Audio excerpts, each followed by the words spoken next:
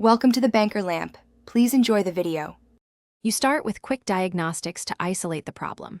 First, confirm the console model and region so you know which parts and settings apply. Once done, power cycle the system. Unplug the power and AV cables for 30 seconds, then inspect the power brick LED for faults. Next, remove any disk and manually eject the slot to inspect the disk path and lens area. This tells you whether the issue is mechanical debris or an optical/read problem. Now you perform deeper cleaning and targeted tests.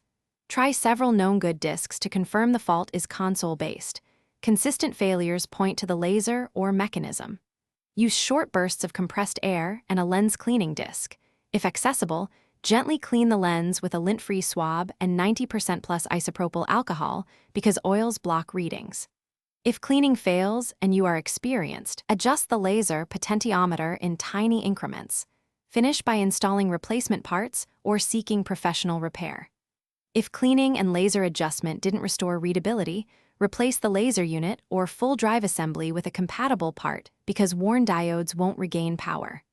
Once reassembled, test disks, check firmware and region lock, and run any system update to rule out software faults.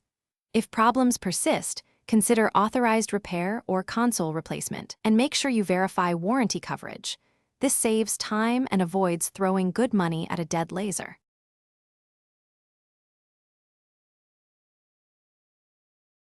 Thanks for watching. If this was helpful, leave a like and consider subscribing. See you next time.